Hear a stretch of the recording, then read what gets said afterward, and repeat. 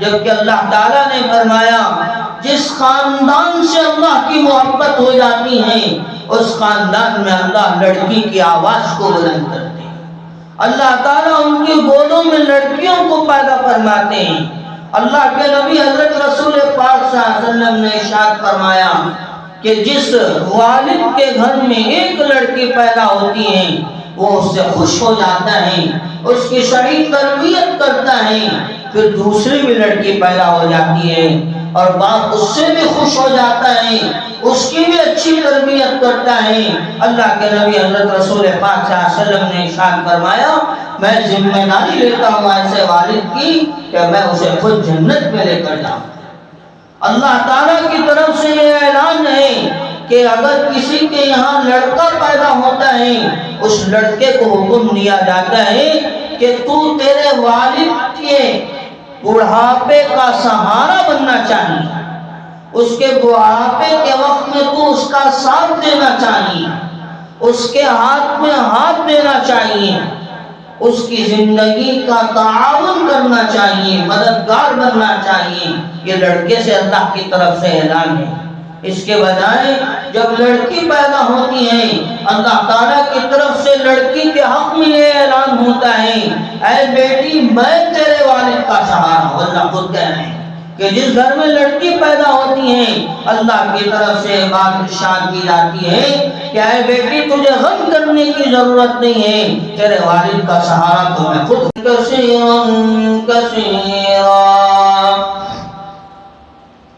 میرے واجب الاحترام عزیز بزرگوں، دوستوں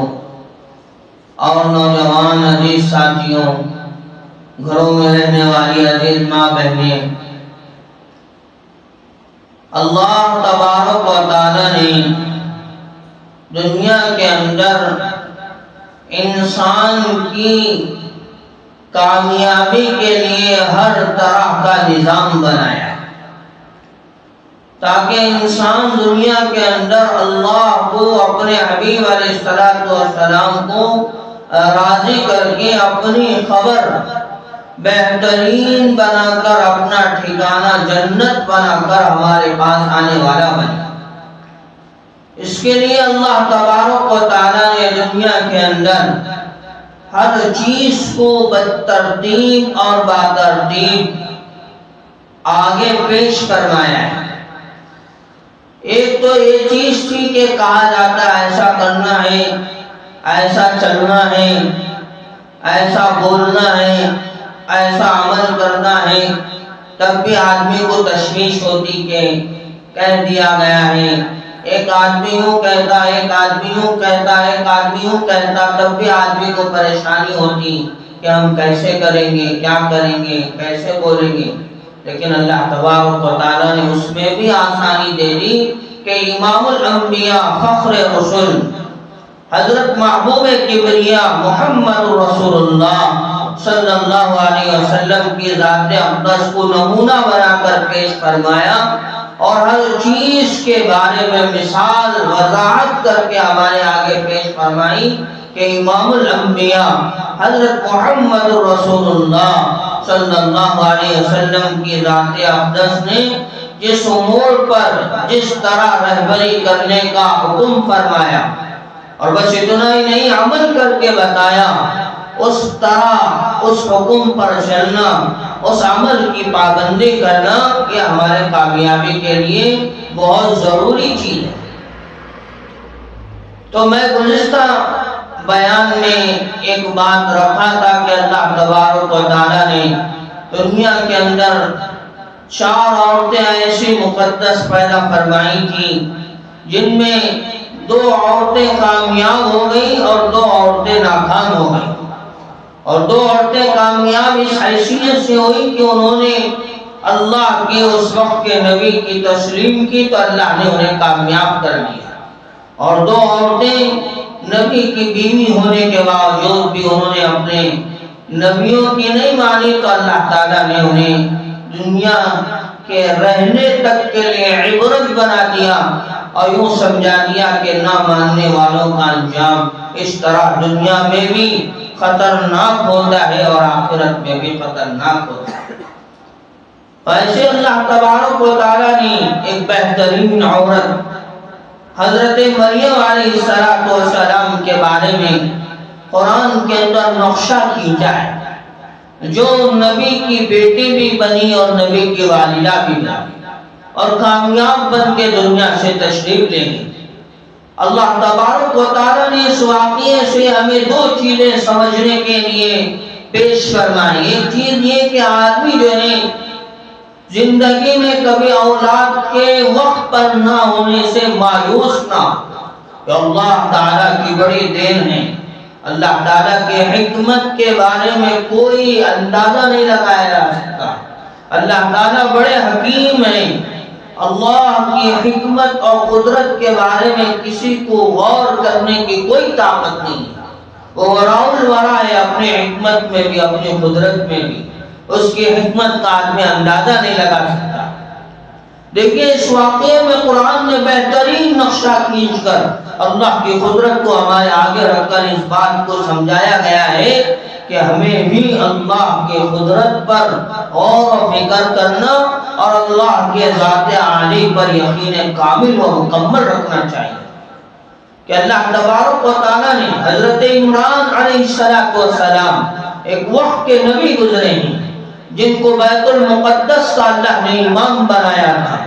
ان کی بیوی تھی حمنہ بنت خاتون، اللہ تعالیٰ نے انہیں اولاد نہیں دی تھی۔ ایک مرتبہ حضرت عمران علیہ السلام کی بیوی حمنہ بنت خاتون رضی اللہ تعالیٰ عنہا ایک درخت کے بغل میں بیٹھی ہوئی ایک نذرانہ دیکھ رہی تھی کہ ایک چڑیا اپنے چونچ میں بہت سارے دانے لے کر آتی ہیں اور اس کے درخت پر بہت سارے بچے ہوتے ہیں، اور چڑیا اپنی محبت سے ان دانوں کو اپنے بچوں کے پیٹ میں ڈالتی ہے۔ ایک بڑا نرالا منظر تھا ماں اپنے بچوں کا۔ جیسے ہی حمنہ بنت خاتون رضی اللہ تعالیٰ عنہ جو حضرت عمران علیہ السلام کی بیوی تھی، وہ دیکھ کر یہ منظر دل ہی دل میں خواہش کرنے لگتی ہے، میں بھی ایک ماں ہوں، کاش کہ مجھے بھی بچہ ہوتا، کتنی بڑی میرے حق میں خوش قسمتی کی بات ہوتی۔ تو اب یہاں قرآن کہتا ہے کہ بہت ساری دنیا کی عورتیں ایسی ہیں جن کو ابھی اولاد نہیں ہے تو وہ بڑی پریشان ہیں۔ بعض مرتبہ شوہر کی پریشانی ہوتی ہے، اولاد نہیں ہو رہی ہے، بعض مرتبہ شوہر کے خاندان والوں کی پریشانی ہوتی ہے، اولاد نہیں ہو رہی ہے، بعض مرتبہ خود عورت کے گھر والوں کی پریشانی ہوتی ہے، اولاد نہیں ہو رہی ہے، محلے کے تاروں کی پریشانی ہوتی ہے کہ اولاد نہیں ہو رہی ہے۔ اب عورت بڑی پریشان ہو جاتی ہے کہ ایسا مسئلہ ہو رہا ہے، اللہ معاف فرمائے۔ اب معاشرہ اتنا بگڑنے لگا ہے، 2-3 سال اگر کسی عورت کو اولاد نہ ہو تو گھر والے خود اپنے بیٹے کو یہ کہنے لگتے ہیں کہ تیری بیوی تو بانجھ ہو گئی ہے، اس کے علاوہ ایک دوسری شادی کرنے کے لیے تیار ہو جائے۔ ہاں یہ بات الگ ہے، شریعت حکم دیتی ہے کہ آدمی چاہے دوسری بیوی کر سکتا ہے، تیسری بیوی کر سکتا ہے، چوتھی بیوی کر سکتا ہے، لیکن شریعت یہ نہیں کہتی ہے کہ بچے نہ ہونے کی بنیاد پر دوسری بیوی کرو۔ شریعت یہ نہیں کہتی ہے کہ اپنی بیوی کا دل توڑ کر دوسری بیوی کو اپنے نکاح میں لاؤ، بلکہ شریعت یہ کہتی ہے کہ انتظار کرو، اللہ سے دعا مانگو، اللہ سے مدد طلب کرو، اللہ کی قدرت کا انتظار کرو۔ اب دیکھو حضرت مریم علیہ السلام، حضرت عمران علیہ السلام، ان کی بیوی حمنہ بنت خاتون رضی اللہ تعالیٰ عنہ جن کو اولاد نہیں تھی، اب یہ انتظار کر رہی تھی، اللہ سے دعا کر رہی تھی۔ اور عورتیں اور ان کے شوہر بعض مرتبہ یہ کام کرتے ہیں، اگر اولاد نہ ہو اللہ معاف فرمائے، مندروں کی گھنٹی کھٹکھٹانے کے لیے تیار ہو جاتے ہیں، شرکیہ کام کرنے کے لیے تیار ہو جاتے ہیں، بدعت کے کام کرنے کے لیے تیار ہو جاتے ہیں، ایسی ویسی غلط سلط منتیں مانگنے کے لیے تیار ہو جاتے ہیں کہ ہمیں اولاد ہو جائے، ہم اس طرح کریں گے، جبکہ اللہ تعالیٰ سمجھا رہے ہیں اولاد کے خزانوں کا مالک وہ خود اللہ تعالیٰ ہے۔ اللہ تعالیٰ جس کو جب جب چاہتے ہیں، جو اولاد چاہتے ہیں عطا فرماتے ہیں۔ آدمی کی بڑی خواہش ہوتی ہے کہ ہمارے گھر میں اولاد میں لڑکا پیدا ہو جائے، اللہ کا نظام ہوتا ہے، اللہ تعالیٰ لڑکی کی آواز اس گھر میں گونجنا پر خواہش کر دیتے ہیں۔ بعض گھروں میں یہ تمنا رہتی ہے کہ لڑکی کی آواز گونجے، لیکن اللہ کی قدرت کا نظام ہوتا ہے لڑکے کی آواز گونجنے لگ جاتی ہے۔ تو دنیا کا سارا نظام خالق و مالک کے کنٹرول میں ہے۔ اللہ تعالیٰ اس نظام کے تحت میں اپنے حکم کے تحت میں دنیا کو چلا رہے ہیں۔ کسی کی قدرت نہیں ہے کہ اس کے نظام میں دخل اندازی کرے۔ گویا کہ کوئی آدمی اس طرح کی منت مانگتا ہے کہ ہمیں اولاد نہیں ہو رہی ہے، ہم شرکیہ کام کر کے، ہم بدعتیہ کام کر کے، ہم ایسے ویسے غلط سلط کام کر کے اپنی بیویوں کے پیٹ میں اولاد کو لے آئیں گے، تو یہ بہت غلط سوچ ہے۔ یہ اللہ کی قدرت کو للکارنے کا کام ہے۔ اللہ تعالیٰ کسی مصلحت کے تحت میں اولاد کو ابھی دینے سے دور رکھ رہے ہیں، لیکن آدمی اس کاوش میں لگا ہوا ہے کہ ہمیں جلد از جلد کسی نہ کسی غرض سے اولاد ہو جائے۔ لیکن ہاں قرآن یہ بھی کہتا ہے اگر ہمیں اولاد نہیں ہوتی ہے تو ہم دو کام کر سکتے ہیں۔ ایک کام تو اللہ کی ذات سے براہ راست دعا کرنا، اللہ سے مانگنا۔ حضرات انبیاء علیہ السلام نے اللہ تعالیٰ سے دعا مانگی تھی، رب هب لی من الصالحین۔ یہ حضرت ابراہیم علیہ السلام کی دعا تھی۔ حضرت ابراہیم علیہ السلام نے اولاد کے بارے میں اللہ تعالیٰ سے بے انتہا مانگا تھا، اور مانگنے پر جو اللہ نے بچہ نصیب فرمایا وہ بڑی قدردانی والا بچہ تھا۔ اللہ تعالیٰ نے ان کی نسل سے امام الانبیاء، فخر رسول، محبوب کبریا، تاجدار مدحہ، سرور کونین حضرت رسول پاک صلی اللہ علیہ وسلم کی ذات اقدس کو پیدا فرمایا۔ مانگنے پر جو چیز ملتی ہے وہ اللہ کی طرف سے بڑی قیمتی چیز ہوتی ہے۔ مانگنے پر جو چیز ملتی ہے اللہ کی طرف سے بڑی نیک چیز ملتی ہے۔ مانگنے پر جو چیز ملتی ہے وہ اللہ کی طرف سے بڑی دور تک چلتی ہے۔ تو اس کے لیے ایک راستہ تو یہ ہے کہ جن کے گھر میں اولاد نہیں ہے، جن کے دلوں کی یہ تمنا ہے کہ ہمارے گھر پر بھی کسی لڑکے کی آواز گونجے، جن کے دلوں میں تمنا ہے کہ ہمارے گھر پر بھی کسی لڑکی کی آواز گونجے، ان کے لیے ضروری ہے کہ وہ اللہ تعالیٰ سے مانگے۔ اور دوسرا کام یہ کرے کہ وہ نیک منت مانگے۔ جیسا کہ نیک منت کہا جاتا ہے کہ اس چیز میں بھی، دوسرے کاموں میں بھی یہ ارادہ کریں کہ میرا پورا کام ہو جائے، انشاءاللہ میں 20 رکعت نفل نماز پڑھوں گا۔ اور نیک نیت اس طرح مانگے میرا پورا کام ہو جائے، انشاءاللہ میں 20 لوگوں کو پاک حلال مال سے کھانا کھلاؤں گا۔ اگر میرا پورا کام ہو جائے انشاءاللہ میں ایک کلام پاک پڑھوں گا۔ اس طرح کی اگر آدمی نیک نیت مانگتا ہے، ایک تو یہ ہے کہ اللہ کی ذات سے امید ہے، اس نیکی کی نیت کی برکت سے اللہ تبارک و تعالیٰ اسے اس منت کے پورا کرنے کا فیصلہ فرماتے ہیں۔ جیسا کہ خود حضرت عمران علیہ السلام کی بیوی حضرت حمزہ بنت خاتون رضی اللہ تعالیٰ عنہ نے اللہ سے یہ منت مانگی تھی، یا اللہ اگر تو مجھے اولاد دے گا تو میں میرے بچے کو بیت المقدس کے لیے وقف کر دوں گا، میں اس کو بیت المقدس کا خادم بنا دوں گی،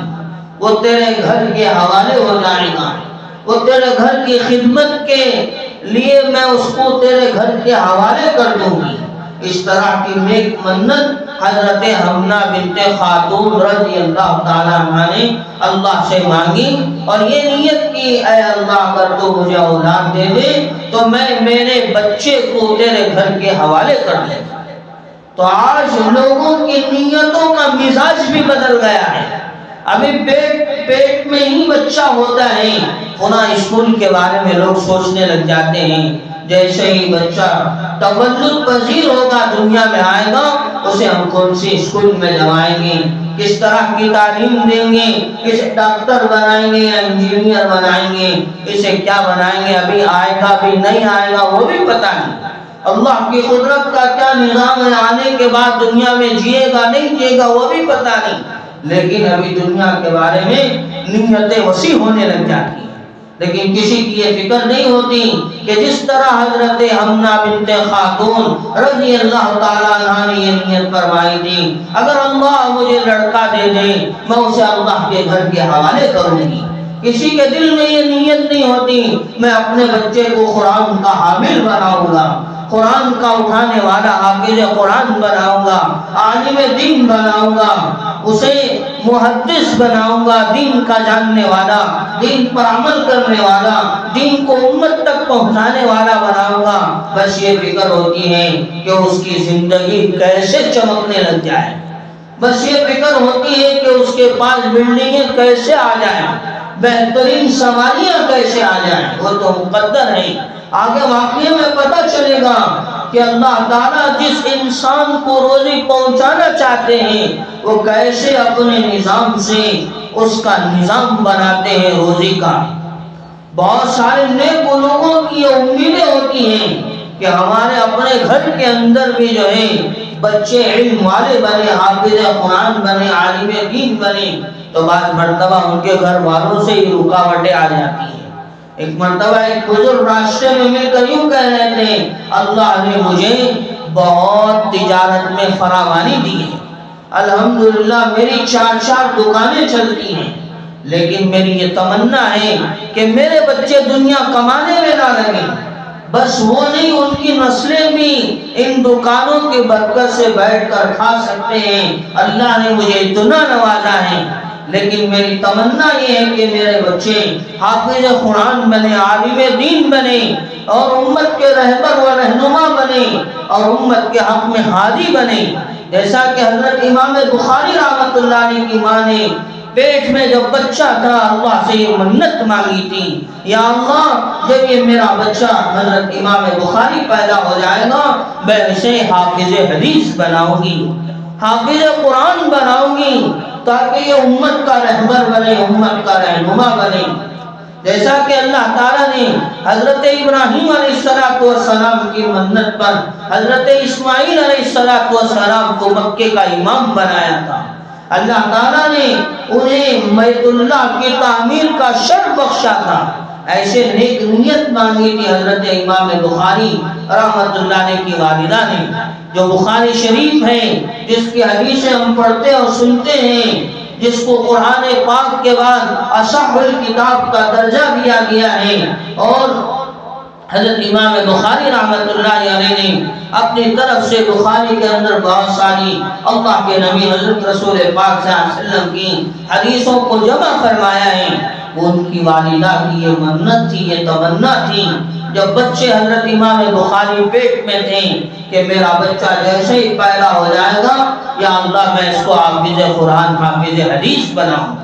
اس دور میں یہی بس 2 چیزیں تھیں، لوگ حافظ قرآن بنانا پسند کرتے تھے، حافظ حدیث بنانا پسند کرتے تھے، وہی وقت کے بڑے علم والے ہوتے تھے، وہی وقت کے بڑے محدثین ہوا کرتے تھے، انہیں کو عالم دین کہا جاتا تھا، انہیں کو مفسر حدیث کہا جاتا تھا، انہیں کو مفسر قرآن کہا جاتا تھا۔ یہ سارا نظام دیکھ کر ماں کے دل کے اندر یہ تمنا پیدا ہو، اور جیسے ہی حضرت امام بخاری رحمۃ اللہ علیہ ماں کے کوکھ سے ماں کے گود میں آتے ہیں، کیا ماں دیکھتی ہے کہ حضرت امام بخاری رحمۃ اللہ علیہ کی بینائی نہیں ہے، اندھے پیدا ہوئے، لیکن ماں کی تمنا تو یہ تھی کہ میرے بچے کو حافظ قرآن بناؤں گی، حافظ حدیث بناؤں گی۔ اب کیا دیکھ رہی ہیں کہ بچے کی بینائی نہیں ہے، حضرت امام بخاری رحمۃ اللہ علیہ کی والدہ فوراً اپنے بچے کو ایک بغل میں کر کے اللہ کے دربار میں سجدہ گزی ہو جاتی ہیں، اور سجدے میں لو لگا کر اللہ سے یہ دعا کرنے لگتی ہیں، یا اللہ میں نے تو منت مانگی تھی میرے بچے کو حافظ قرآن بناؤں گی، حافظ حدیث بناؤں گی، تیرے دین کے خدمت کرنے والوں میں شمار کروں گی، لیکن میں دیکھ رہی میرا بچہ نابینا ہے، یہ تیرا کیا نظام ہے، کیا نظام قدرت ہے، مجھے سمجھ میں نہیں آ رہا ہے، تو اتنا کہہ کر سجدے سے سر نہیں اٹھاتی ہیں۔ اللہ کا نظام دیکھیے، حضرت امام بخاری رحمۃ اللہ علیہ کی بینائی، آنکھوں کی دیکھنے والی روشنی واپس ہو جاتی۔ تو یہ اللہ کا نظام ہے، اللہ کی حکمت ہے۔ آدمی منت مانگے تو نیک منت مانگے، لیکن ابھی بچہ دنیا میں آتا ہی نہیں، ایسی منتیں مانگنے لگ جاتے ہیں جس کا کوئی سروکار ہی نہیں ہوتا۔ بھلے کوئی نیک منت مانگ لیتے، اللہ اس کی برکت سے بھلائی کا معاملہ کر دیتا۔ جیسا ابھی ہم نے سنا واقعے میں کہ حضرت امام بخاری رحمۃ اللہ علیہ کی والدہ کی منت نیک تھی، لیکن بچہ کیسا پیدا ہوا؟ نابینا پیدا ہوا۔ پھر انہوں نے اپنی منت کو اللہ کے آگے رکھا اور یوں کہا، میری منت تو یہ ہے کہ میں میرے بچے کو حافظ قرآن بناؤں گی، حافظ حدیث بناؤں گی، مگر تیرا نظام یہ ہے کہ میرے بچے کو بینائی نہیں ہے، آنکھوں سے اندھا ہے۔ تو اللہ نے اپنے نظام قدرت میں تبدیلی لائی، حضرت امام بخاری رحمۃ اللہ علیہ کی آنکھوں کی بینائی واپس آ گئی، وہ وقت کے بڑے امام بنے، امام محدثین میں ان کا شمار کیا گیا۔ سیاہ ستہ کی جو 6 حدیث کی بڑی بڑی کتابیں ہیں، ان میں سب سے بڑی اہم کتاب حضرت امام بخاری رحمۃ اللہ علیہ کی کتاب کو شمار کیا گیا، جس کو صحیح البخاری کہا جاتا ہے۔ یہ نیک منتوں کا نتیجہ ہوتا ہے۔ آدمی منت مانگے تو بھی نیک منت مانگے، جیسے حضرت عمران علیہ السلام کی بیوی حضرت حنہ بنت خاتون نے اللہ سے یہ منت مانگی، یا اللہ مجھے اگر بچہ پیدا ہو جائے میں بیت المقدس کا اسے خادم بناؤں گا، اسے بیت المقدس کے حوالے کر دوں گی۔ لیکن اللہ کا نظام عجیب تھا، کیا ہوتا ہے اللہ تعالیٰ منت کے نتیجے میں اولاد تو دیتے ہیں، لیکن بجائے بیٹا پیدا ہونے کے بیٹی پیدا ہو جاتی ہے۔ لیکن منت کیا مانگی تھی؟ یا اللہ مجھے جو بھی اولاد ملے گی میں اسے تیرے گھر کے حوالے کر دوں گا۔ اب بجائے لڑکا پیدا ہونے کے لڑکی پیدا ہو گئی۔ اب لڑکی پیدا ہوئی ہے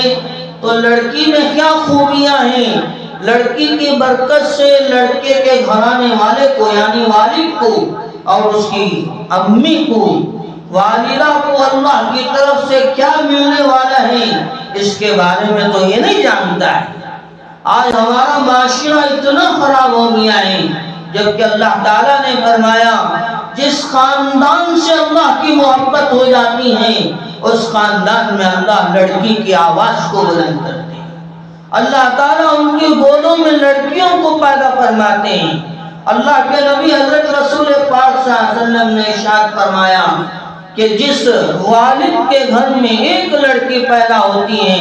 وہ اس سے خوش ہو جاتا ہے، اس کی صحیح تربیت کرتا ہے، پھر دوسری بھی لڑکی پیدا ہو جاتی ہے اور باپ اس سے بھی خوش ہو جاتا ہے، اس کی بھی اچھی تربیت کرتا ہے۔ اللہ کے نبی حضرت رسول پاک صلی اللہ علیہ وسلم نے ارشاد فرمایا میں ذمہ داری لیتا ہوں ایسے والد کی کہ میں اسے خود جنت میں لے کر جاؤں۔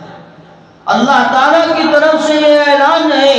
کہ اگر کسی کے یہاں لڑکا پیدا ہوتا ہے اس لڑکے کو حکم دیا جاتا ہے کہ تو تیرے والد کے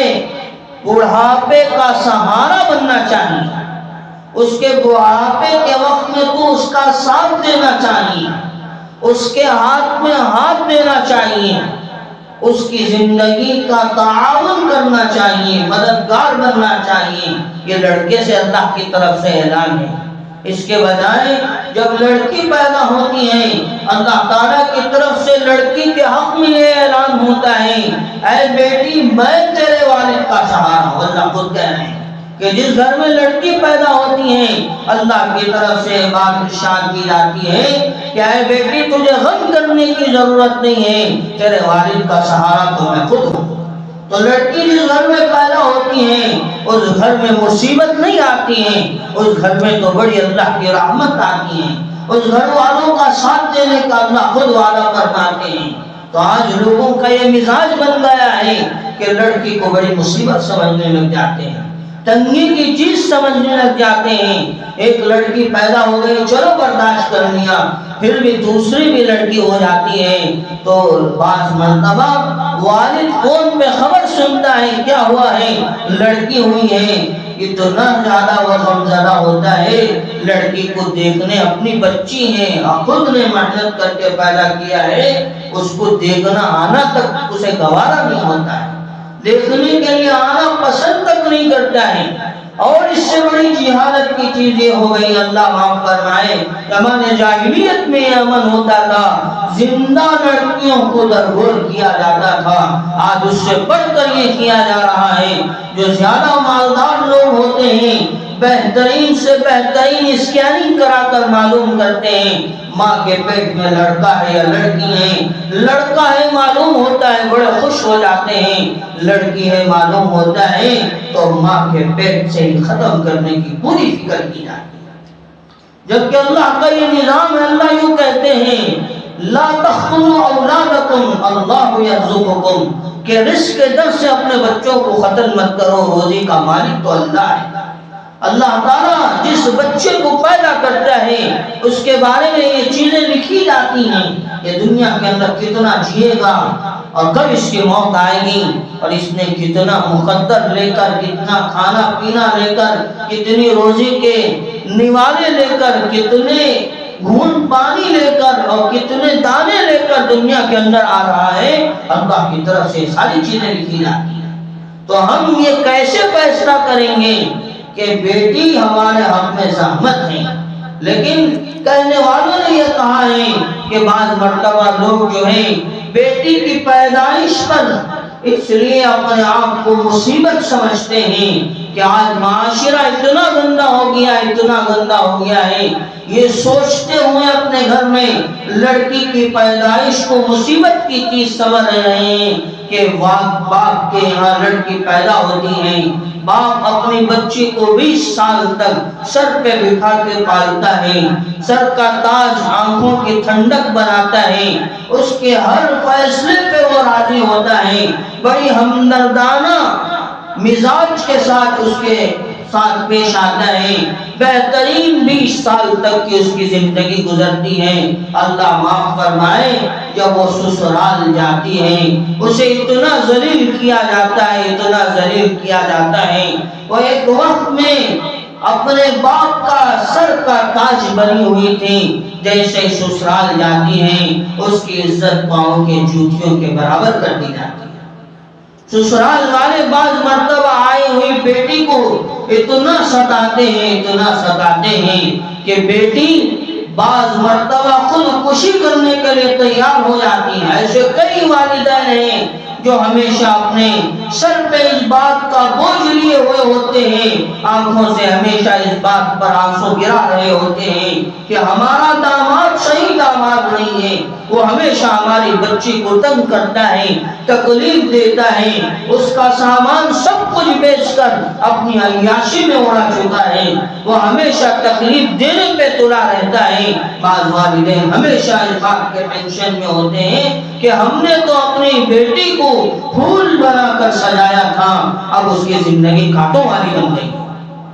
تو آج اس مزاج کی وجہ سے بعض لوگ پریشان ہیں کہ ہمارے گھر پر بچی پیدا نہ ہو تو اچھا ہوگا، اس لیے کہ بچی اگر پیدا ہو جائے گی ہم 20 سال تک، 22 سال تک، 18 سال تک اس کی زندگی کو بنانے میں، سنوارنے میں گزاریں گے اور ہر مرتبہ اسے پہلے اول نمبر پر رکھیں گے، اس لیے کہ عام طور پر والدین کو اپنی بچیوں سے بڑی محبت ہوتی ہے، لیکن جب وہ سسرال میں جائے گی اگر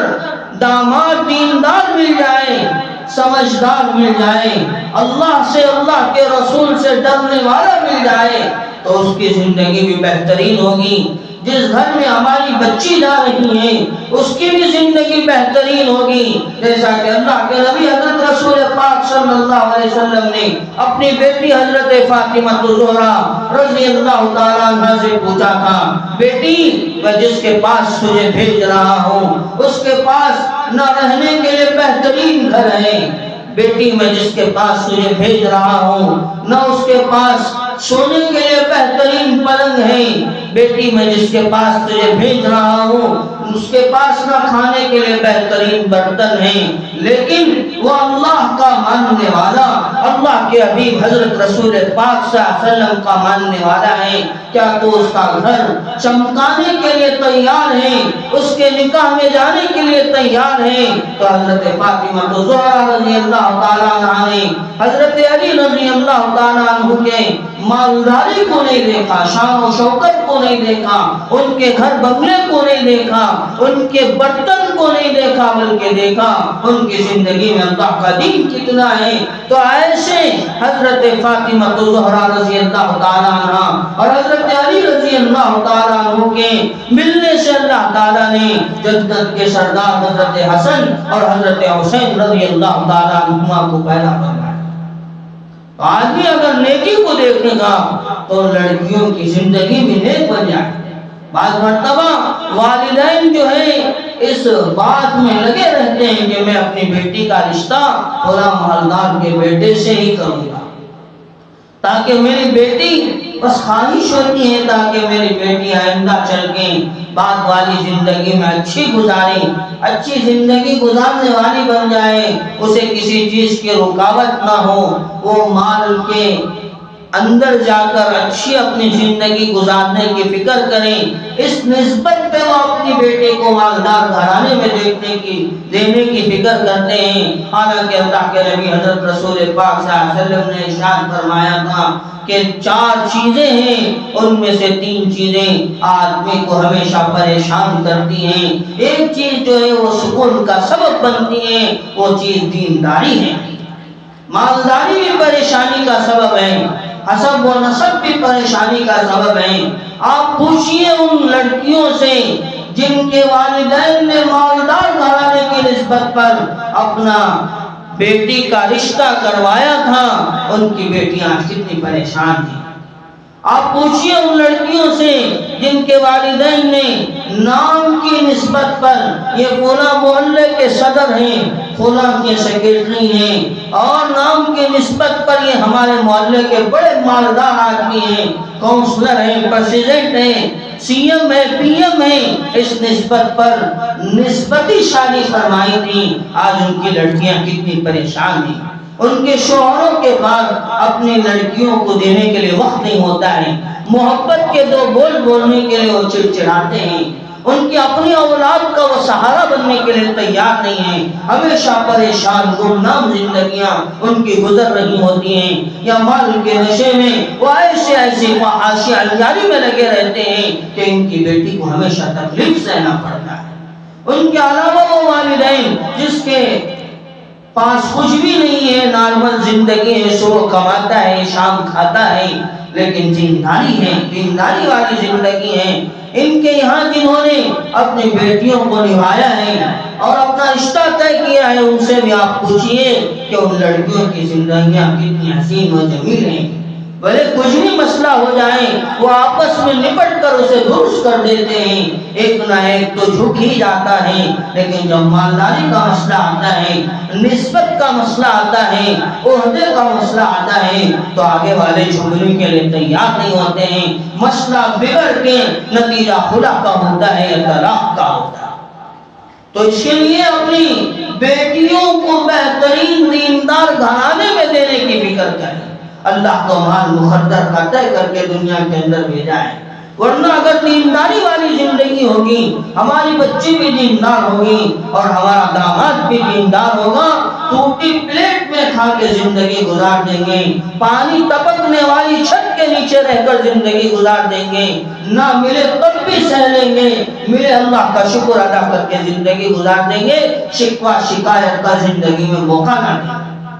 تو اللہ کے نبی حضرت رسول پاک صلی اللہ علیہ وسلم نے ارشاد فرمایا، بیٹیاں ہمارے حق میں رحمت ہیں، اس باپ کے لیے میں جنت کی سرٹیفکیٹ لیتا ہوں، بشارت دیتا ہوں، جس کے گھر میں 2 بیٹیاں پیدا ہو جاتی ہیں، وہ ان کی بہترین پرورش کرتا ہے، ان کی تعلیمی زندگی کا نظام بناتا ہے، دیندار بناتا ہے اور دیندار گھرانے میں ان کا نکاح کرتا ہے۔ ایسی بیٹیوں کے حق میں اللہ کے نبی صلی اللہ علیہ وسلم نے ایسے والدین پر جنت کی بشارت مقدر فرمائی۔ اب یہاں دیکھیے مسئلہ یہ ہو گیا، حضرت عمران علیہ السلام کی بیٹی حمنہ بنت خاتون نے اللہ سے مرد بچے کی دعا مانگی تھی، اللہ نے لڑکی دے دی۔ اب اس لڑکی میں کیا برکت ہے انہیں کیا پتا تھا، لیکن اللہ کی دین ہے، اس پہ راضی ہونا ہے۔ وہ حضرت عمران علیہ السلام کی بیوی تھی، حضرت حمنہ بنت خاتون رضی اللہ تعالیٰ عنہ نبی کی بیوی، اس کے اندر تو دینداری ہونا ہی ظاہر ہے، لیکن منت مانگی تھی جو بھی اولاد ہوگی میں اس کو بیت المقدس کے حوالے کروں گی۔ تو حضرت مریم علیہ السلام کو، حضرت حمنہ بنت خاتون رضی اللہ تعالیٰ عنہ کو حضرت مریم علیہ السلام نبی کی امی پیدا ہو گئی۔ اللہ نے اس لڑکی کو بہترین شرف بخشا کہ ان کے والد بھی نبی تھے اور ان سے ہونے والی اولاد بھی اللہ نے نبی بنانے کا فیصلہ فرمایا تھا۔ تو اب حضرت عمران علیہ السلام کی بیوی حمنہ بنت خاتون منت کے مطابق اپنی پیدا کردہ بیٹی کو لاتی ہیں۔ اس وقت متولی تھے بیت المقدس کے حضرت زکریا علیہ السلام، ان کے حوالے کر دیتی اور کہتی ہیں میں نے منت مانگی تھی مجھے جو اولاد ہوگی میں اس کو اللہ کے گھر کی خدمت کے لیے وقف کروں گی۔ اب مجھے بیٹی پیدا ہو گئی ہے، آپ لیجئے اس بیٹی کو جو چاہے کرنا آپ کر سکتے ہیں۔ اس وقت کے متولی تھے حضرت زکریا علیہ السلام اور بہت سارے ذمہ دار تھے مسجد کے، ہر ایک نے یہ تمنا فرمائی تھی، چونکہ یہ امام اور انبیاء میں سے نبی حضرت عمران علیہ السلام کی بیٹی تھی، ہر ایک نے یہ تمنا کی کہ ہم اس کی ذمہ داری اٹھائیں گے، ہم اس لڑکی کی پرورش کروائیں گے۔ لیکن حضرت زکریا علیہ السلام کہنے لگے میں اس لڑکی کا رشتہ دار بھی ہوں اور میں مسجد کا ذمہ دار بھی ہوں اور میں اس کا سارا نظام بنانے کی ذمہ داری بھی رکھتا ہوں، آپ مجھے اجازت دے دیجیے۔ تو اور لوگوں کی بھی چاہت ہوتی ہے کہ ہم بھی اتنا نیک کام ہیں آگے بڑھیں گے، جیسا بعض مرتبہ ایک نیک کام ہوتا ہے ہر ایک کی تمنا اس میں ہو جاتی ہے۔ تو جیسا کہ اللہ کے نبی حضرت رسول پاک صلی اللہ علیہ وسلم کے ساتھ یہ موقع پیش آیا تھا جب بیت اللہ کی تعمیر ہو گئی اور حجر اسود جس کو لوگ چومنا پسند کرتے ہیں، جس کے بارے میں مشہور ہیں اگر آدمی اسے چوم لیتا ہے تو اس کے گناہ سارے معاف ہو جاتے ہیں، اب بیت اللہ میں اس کے لگانے کا وقت آیا تو ہر کوئی اس نیک کام کے لیے جھگڑا کر رہا تھا کہ یہ نیک کام ہمارے حصے میں آ جائے۔ تو اللہ کے نبی صلی اللہ علیہ وسلم نے مشورہ دیا ایک چادر بچھائی جائے، اس کے درمیان اس پتھر کو رکھا جائے اور سارے کے سارے ذمہ دار اس کپڑے کو اٹھائے اور ہر کونا ایک ایک ذمہ دار پکڑ لے، تب جا کے سب کا اٹھانا ہو جائے گا اور اس کو لے جا کر بیت اللہ پہ رکھ دیا جائے گا۔ تو معلوم ہوتا ہے بعض مرتبہ ایسے بہت سارے نیک کام آ جاتے ہیں جس میں ہر آدمی حصہ لینا چاہتا ہے۔ یاد رکھیے ایسے موقع پہ حصہ لینا بھی ضروری ہے، اگر موقع نہ ملے جس نیت کی بنیاد پہ آدمی نے حصہ لینے کے لیے آگے بڑھا تھا اللہ تبارک و تعالیٰ اسے وہی ثواب برآمد فرمائیں گے جو کرنے والے کو ثواب دیا جانا۔ تو اگر حصہ لینے کی ہمت نہیں ہے، طاقت نہیں ہے، تب بھی یاد رکھیے نیت تو ضرور کیجئے کاش اللہ مجھے مال دیتا، میرے ہاتھ میں بھی طاقت ہوتی میں اس میں ضرور حصہ لیتا۔ بنی اسرائیل کا وہ واقعہ مشہور ہے، ہم بارہا سنتے رہتے ہیں۔ ایک آدمی راستے سے گزر رہا تھا، بس اس نے مٹی کا ڈھیر دیکھا، نیت فرمائی کاش اس قحط سالی کے موقع پر میرے پاس یہ مٹی کے ڈھیر ہوتا، غلہ ہوتا، میں لوگوں میں تقسیم کرتا۔ اس نیت پر اللہ نے اسے وہ پورا ثواب مرحمت فرما دیا۔ تو لیکن اللہ تعالیٰ کی طرف سے یہ فیصلہ آسمانوں سے ہوتا ہے، فرشتہ تشریف لاتا ہے حضرت زکریا علیہ السلام کے بعد، وہ بھی نبی تھے، اور یہ ارشاد ہوتا ہے جتنے ذمہ دار ہیں ان سب کو ایک سمندر کے پاس لے کر جایا جائے اور ان سے یہ کہا جائے جن قلموں سے وہ اللہ کی مقدس کتاب تورات لکھتے ہیں ان قلموں کو سمندر میں ڈالے، اور سب سمندر میں قلم ڈالنے کے بعد جس کا قلم سمندر کے بہاؤ سے بہ جائے گا اسے بچی پالنے کی اجازت نہ ہوگی، اور جس کا قلم سمندر کے درمیان میں رک جائے گا، بہاؤ سے نہیں بہے گا، اللہ کی طرف سے انہیں اس بچی کی پرورش کی اجازت ہوگی۔ حضرت جبرائیل علیہ السلام نے آ کر حضرت زکریا علیہ السلام کو اس طرح پیغام دیا تو حضرت زکریا علیہ السلام نے تمام مسجد کے ذمہ داروں کو لے جا کر وہ عمل کیا جو اللہ کی طرف سے حکم ہوا تھا، تو ہر ایک کا تورات لکھنے والا قلم بہ گیا سوائے حضرت زکریا علیہ السلام کے۔ وہ رکا رہا، پھر معلوم ہو گیا، لوگوں نے تصدیق کر لی کہ ابھی اس بچی کی پرورش حضرت زکریا علیہ السلام کریں۔ تو حضرت زکریا علیہ السلام نے حضرت مریم علیہ السلام کی پرورش شروع فرمائی۔ اب یہاں یہ مسئلہ آتا ہے، جیسا کہ میں نے عرض کیا، زمانے جاہلیت میں پرورش کے خوف سے اپنے لڑکیوں کو قتل کر دیا جاتا تھا۔ آج تو ہو سکتا ہے پرورش کا اور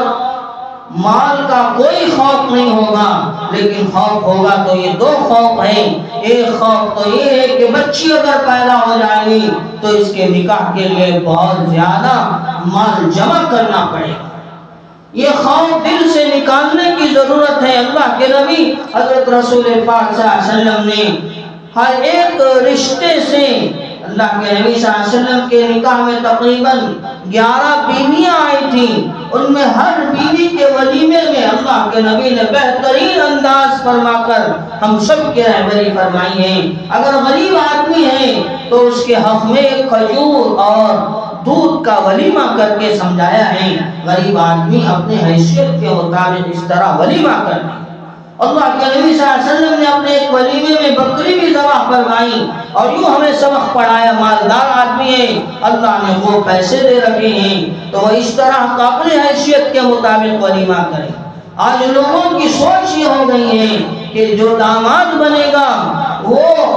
ہمارے سے اللہ معاف فرمائے اس لفظ کو کہنے میں کوئی جھجک نہیں ہے، شرط لگا لگا کر بھیک مانگی اور بیٹی کا سہارا بنا کر یوں کہیں گے کہ ہمارے بیٹے کو نہیں چاہیے، آپ ہی کی بیٹی کو چاہیے، ایک گاڑی ہو جاتی تو بہتر ہے، ہمیں نہیں چاہیے، آپ ہی کو چاہیے، آپ کے اتنے زیادہ سائڈ ہیں، ایک سائڈ لکھ کر دے دیتے تو بہتر ہے، یا بہت سارے سائڈ ہیں، ایک سائڈ بیچ کر ایک سائڈ میں گھر بنا کر دے دیتے تو بہتر ہے، ہماری بیٹی اتنی زیادہ، ہمارا بیٹا اتنا زیادہ پڑھا ہوا ہے، اس طرح کی بہترین آئی ٹی کمپنی میں کام کرتا ہے، اس کی تنخواہ پر منتھ 1 لاکھ روپے ہے، آپ کے لیے ہی نہیں آپ ہی کی بیٹی کے لیے ہے، 1 کروڑ کی گاڑی دے دیں تو بہتر ہے۔ جب اس طرح کے پوچھ کے سوال کیے جائیں گے تو اندازہ لگائیے کہ ان والدین کا، بچی پیدا کرنے والے والد کا کیا حال ہوگا کہ جو داماد بن کے آ رہا ہے وہ دامادی حیثیت سے اور دامادی شان سے نہیں آ رہا ہے، بلکہ وہ تو فقیر بن کے آ رہا ہے، سوال کرنے والا بن کے آ رہا ہے، بیٹی کا چہرہ دکھا کر اپنی عیاشی پوری کرنے کے لیے آ رہا ہے۔ تو ایسا موقع آئے گا تو لوگ ڈریں گے کہ نہیں ڈریں گے کہ ہمارے گھر میں بیٹی پیدا ہوگی تو کیا حال ہوگا؟ تو اس کے لیے ضروری ہے ایسے لوگوں کو دیکھ کر اپنے بیٹیوں کی زندگی برباد نہ کیجیے۔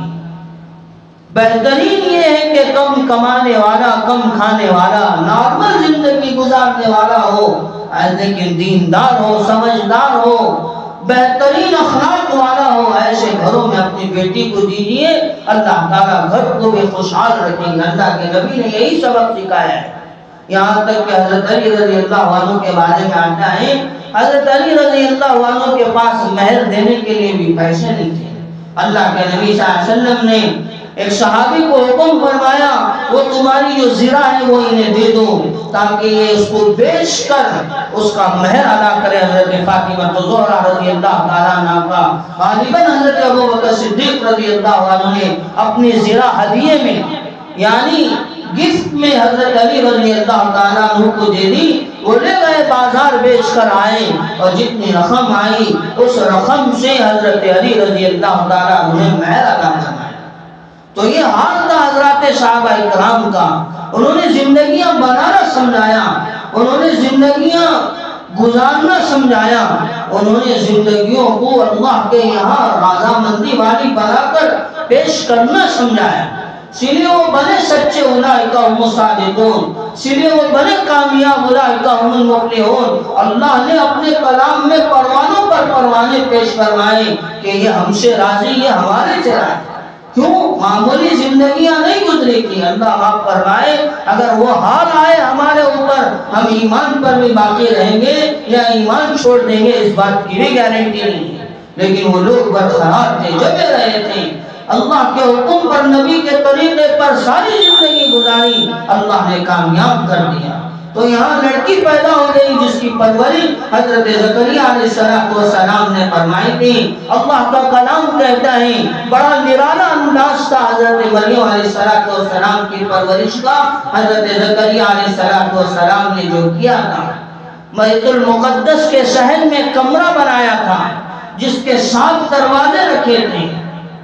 اور جیسے ہی نماز کا وقت آتا ان 7 دروازوں کو بند کر دیا جاتا۔ حضرت زکریا علیہ السلام جیسے نماز ہوتی ان میں سے جو ضرورت کا دروازہ ہے اس کو کھولتے تھے، اور حضرت زکریا علیہ السلام جب بھی اس کمرے کے اندر داخل ہوتے کیا دیکھتے تھے کہ ہمیشہ اس کمرے میں بہترین پھل رکھے ہوئے رہتے تھے۔ کیا دیکھتے تھے کہ موسم ہی نہیں چل رہا ہے، جیسا کہ ابھی آم کا موسم نہیں ہے، حضرت زکریا علیہ السلام دیکھتے تھے اور اس کمرے کے اندر بے موسم پھل ہوتے تھے۔ یہ اللہ تعالیٰ کی طرف سے نظام تھا۔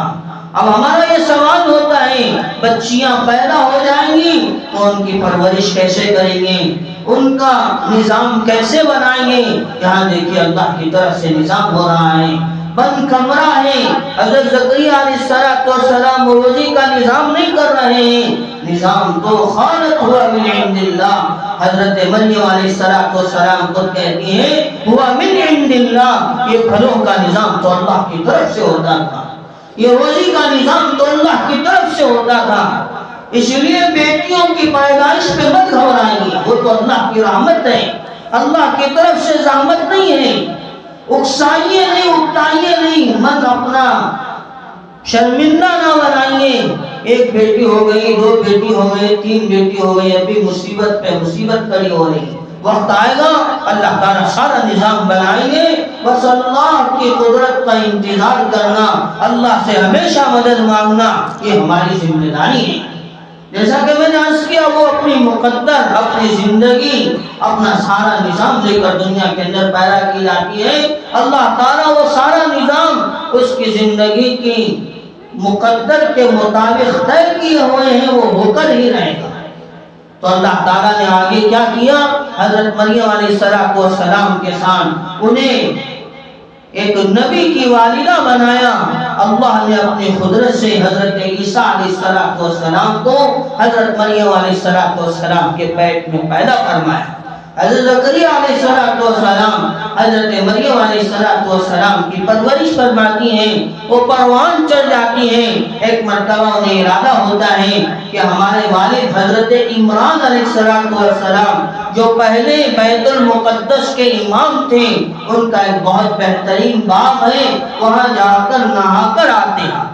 تو حضرت مریم علیہ السلام جو حضرت عمران علیہ السلام کے بیٹی تھی، وہ تشریف لے جاتی ہیں ان کے باغ میں، اور نہا کر جیسے ہی باہر آتی ہیں ایک حسین نوجوان کو دیکھ کر بڑے پریشان ہو جاتے ہیں۔ وہ نوجوان کوئی اور نہیں تھا، وہ اللہ کے حکم کا فرشتہ حضرت جبرائیل علیہ السلام تھے، جو اللہ کی قدرت سے حضرت مریم علیہ السلام کے حق میں اللہ کی قدرت کا مظاہرہ اور اللہ کی طرف سے معجزے کا اظہار فرمانے کے لیے آئے تھے کہ اللہ تعالیٰ نے حضرت مریم علیہ السلام کو بغیر باپ کے حضرت عیسیٰ علیہ السلام کی پیدائش کا نمونہ بنایا۔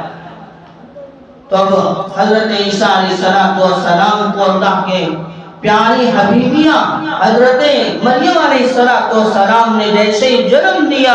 تو لوگوں نے الزام لگانا شروع کر دیا کہ بچہ کہاں کا ہے، کیسا ہے، کیسے ان کے پیٹ میں آ گیا، جبکہ ان کی شادی بھی نہیں ہوئی۔ لیکن یہ اللہ کا نظام تھا۔ حضرت عیسیٰ علیہ السلام نے ان لوگوں کے آگے جواب دیا اور سمجھایا کہ میں کوئی ایسا ویسا بچہ نہیں ہوں، میں تو تمہارا نبی بننے والا حضرت عیسیٰ علیہ السلام ہوں، اور اللہ تعالیٰ نے مجھے آئندہ انجیل جیسی ایک مقدس کتاب دینے کا وعدہ فرمایا ہے۔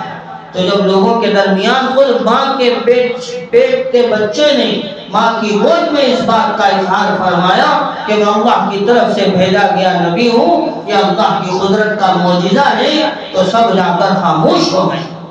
تو دیکھیے ہمیں یہاں سے پورا سبق ملتا ہے اس واقعے سے کہ سب سے بڑی چیز اگر کسی کے یہاں اولاد نہیں ہوتی ہے تو اولاد کے لیے پریشان نہ ہو، ایسے ویسے قدم نہ اٹھائیں، دو کام کرے، ایک اللہ سے خوب دعا مانگے، اللہ کی مرضی کے مطابق اولاد ہوگی۔